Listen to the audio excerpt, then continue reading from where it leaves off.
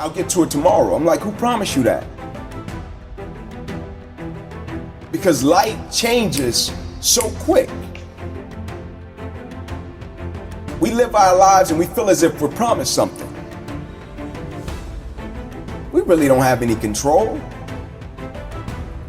We can control what we possess: emotions, attitude, thought process, perspective, how we speak, how we respond. But just life in general, we have no control of that. It is so many parts of the injury that shaped my perspective. It was almost surreal. Your career's probably over. Your arm and hand will probably never be the same again. Hey man, life don't owe you a thing. Everybody done been through something. Everybody's gonna encounter something. I think the beautiful thing about adversity and opposition, when you live with it, it teaches you. If you're open to it. Easiest thing in the world to do is to be negative. Easiest thing in the world to do is complain. Easiest thing in the world to do is to quit. That's easy. It's moments like that that you remember, that shape and mold you as a person as you go throughout life. And I think we all have them, right? We all have these moments, right? Whether it be humility moments, whether it be, moments that keep us grounded. It's just we choose sometimes to forget it. And for all of us, we're gonna encounter those defining moments in our lives, right? To where it's gonna hurt. It's always a lesson. It's always a blessing. It's up to us to extract it. Attitude drives performance. So that's the key to life. I think sometimes when things don't go our way, the quote says it. You judge the true character and caliber of a person not by where they stand in times of comfort and convenience. You judge the true character and caliber of a person by where they stand in times of challenge and controversy. But when things go wrong, things don't go the way you want them to, they don't unfold the way you want them to, who are you? Because that's the true test of who you are as a person. That's your true character. Everybody is going to smile when the sun's shining, man. But the song says it. Can you stand the rain, baby? Attitude is a small thing that we often underestimate, but we really can control that.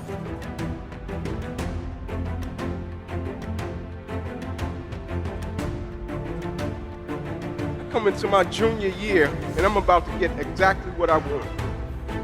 About to get this thing called NFL.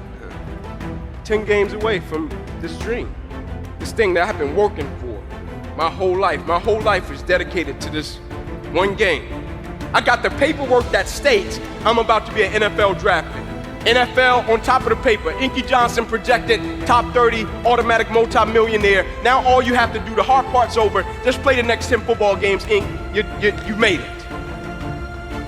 And I go out in a silly game against Air Force, 2 minutes left, and I go to make a tackle that I can make with my eyes closed. And when I hit him, every breath in my body left. My body goes completely limp. I fall to the ground, I blacked out, my eyes open. I'm still not, too concerned, because it's football. When my eyes open, guys run over, Ink, let's rock, man, let's go, let's finish him off. And I'm like, I can't. I said, I can't move. Shock, neck to my toes, I can't feel anything. Shock leaves, it stays in my right arm and hand. I'm like, maybe I got a bad stinger. They put me on the spine board, wheeling me off the field. Doctor says to me as he's walking beside me, I don't know how you're still alive, son, you don't have any pulse. We get to the ambulance, my father's standing there, I'm like, Pops, I laid it on him, right? I put it on him, right? My dad's like, yeah, but I think you got the worst part of this for me. Doctor said, we're gonna take you over, run a couple tests, bring you back into the room, everything will be cool. They run the test, they bring me back into the room, mom comes in, kisses, prays, son, you'll be fine. Doctors rush in, head boy says, hey man, we gotta rush him back to surgery, he's about to die. If we don't perform this surgery tonight, I guarantee you won't be here no more. And now the thing I placed my identity in, now it's gone. That's why I laugh at people when they say, man, if I could just get this, I'll be. Man, if I could just get this position, I'll be, woo. Man, if I could just get this amount of money, I'm like, woo. But what happens even if you get it or you don't get it? Like, do you have the ability to accept what you don't understand? Can you handle when things get off course? I'm sitting there and I'm thinking, like, man, I'm 8 games away and God is redirecting me. And I'm like, God, just let me get to the NFL, then redirect me. Like, let me get the contract, then redirect me so I can help my family. And I thought it was over after football got redirected. My life got redirected 2-3 more times before I even fell into my purpose and my mission and what I was supposed to be doing. It got redirected 2-3 more times. I'm thinking I'm gonna be a coach. Just like every guy when he finishes the game, and I'll just coach. But people keep coming to me, telling me, speak, Inky, you need to speak. And I'm like, I'm not speaking. Everybody got a story. That's how I view life. Everybody done been through something, right? Everybody's gonna encounter something. And so I never looked at speaking, sharing. I never was the guy like, oh man, this happened to me, let me go share with the world. I was like, nah, Ink, figure it out. Like, pick up the pieces, move forward, and figure it out. And so when people would say this, I would be like, nah, I'm not trying to speak. Like, I don't want to speak. The things we go through in life, man, they're not just for us, right? Once we get to a place of peace and we figure out how to deal with it, it's our responsibility to go out and share that. Right. It's like not before the world all the time, but just to share it. Because other people go through things, right? Other people are fighting. Just go out and share it. And it was the first time I had got hit with something to where I pondered it, right? To where I was like, you make a nice point. And I was getting invitations to speak at the time, school assembly, you know. I got the same feeling that I was getting in the tunnel, right? And I'll never forget when I got it, I felt it and I captured it. I spoke, did well, got home, and I'll never forget thinking like, man, like, I might need to be more intentional about this. When we go through things in life, the first thing we try to do is understand it.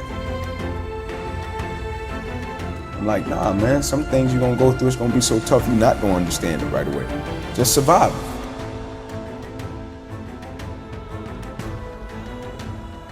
And I always tell a story about when my faith was fortified and my life went to another level was the only thing I had at that moment was a prayer and a book. I got up and I looked at my wife, I said, I'm gonna take this book to Oprah. And so I got my book, I got my suit, it's hot. Every door that opened, I ran in it. Hey man, Inky Johnson, drove from Atlanta. They're like, get out of here. I'm like, man, Oprah people rude, man. I thought you was nice, you give away cars, you're rude. So after getting kicked out like 4 doors, I go to the back of the building. I sit down, I put my back on the building, look up to the sky, and I'm like, God, man, thought it was you. I'm like, man, my wife gonna chew me out, man. I get up, I look down the sidewalk, and at this moment, there was nobody but Oprah and a security guard. I'm talking about nobody else. She's walking toward me, I'm walking toward her. I get a couple of feet away, I stop. She grabbed my suit, said, hey, that's a nice suit. I said, thank you.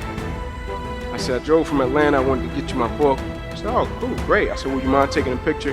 We take a picture, and I'm going to walk off. She said, I gotta get in and do my show. I said, all right, thank you. And I'm going to walk off, and her security says to me, said, hey, young man, come here. I stopped, I went back to him. He said, I just want to tell you something.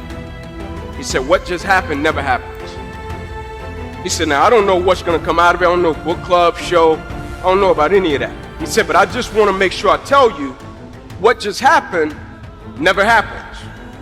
Like, God, are we really moving to the point where I can get up in Atlanta, Georgia, look at my wife, don't know nobody in Chicago, don't know nobody on Oprah staff, and look at my wife and say, I'm going to meet Oprah. I got a certain level of faith that I'm going to meet Oprah. Like, at a certain point, like, what is it really about? Like, and I know the initial reaction when we go through things is to say, man, why did this have to happen to me? And it's an honest reaction.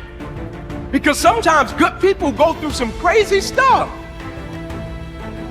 At a certain point, you're going to hit something that's going to test that level of faith. And my definition of commitment was always staying true to what I said I would do long after the mood that I've set it in has left. Like, am I gonna stay true to my beliefs and my core and my essence of who I am as an individual, even if I get a paralyzed right arm and hand? Am I gonna stay true to it? Even if my little career that I thought I was gonna have disappears, am I gonna stay true to it? Even if one day I'm in a football game, the thing I love to do, the thing I have been practicing my whole life, and in one moment it gets wiped out, am I gonna stay true to it?